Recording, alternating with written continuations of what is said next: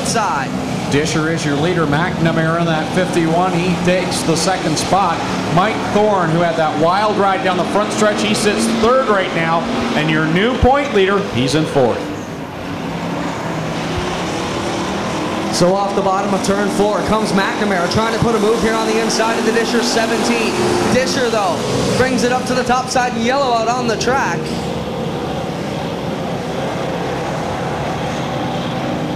Well, they need the ambulance over in the pits, as you mentioned, Greg, so we will slow things down. The ambulance makes their way over, and we're ready to go here again.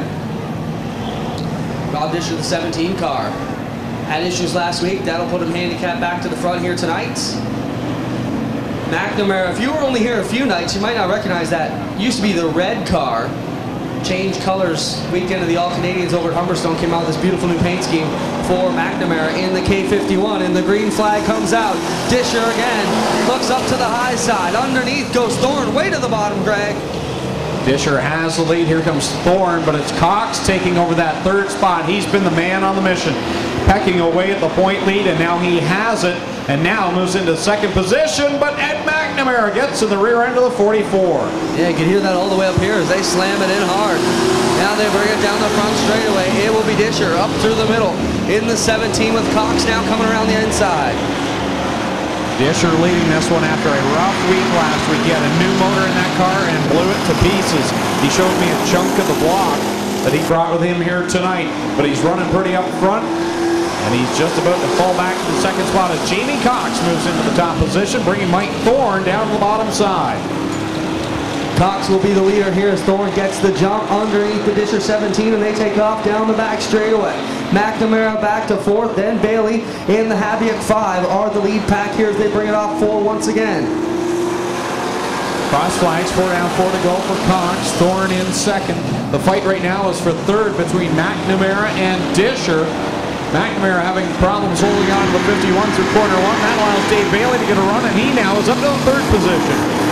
They work it through 3 and 4. It will be Thorne in the 55, trying to get a nose up underneath the Cox 44.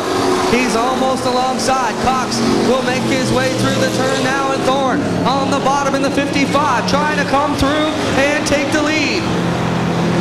These two drivers have been the hottest drivers in this division as of late.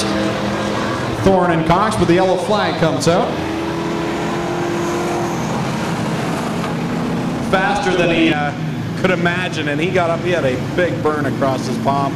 I couldn't help but laugh, and I shook his hand when he got there.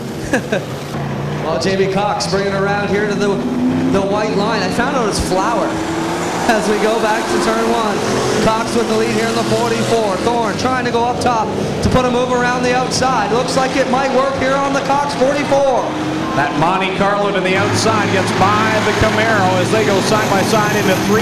Put Thorne to the top spot, and he's bringing the Monte Boo, the 31 of Dave Bailey. 2 laps to go here for the Thorne 55. Man, this guy has been fast and had terrible luck. Even when he puts it back together, looking good again. Mike Thorne in the 55, pulling way over the Jamie Cox 44. Another car coming up through the field here is Devin Habiak. He's had some nice runs since joining us mid-season. White flag is out. Mike Thorne, your leader, across the stripe. Thorne with one more time through 1 and 2. He's got a good lead here over the Jamie Cox machine. Dave Bailey in the 31 now, feeling heat from the 5H of Devin Habiak. Habiak trying to go down low, but off before, Mike Thorne will come around to grab checkers here in SO. Thunderstock qualifier. Cox nips past Bailey, Habiak, and McNamara. Robbie General will finish it up here in the 00.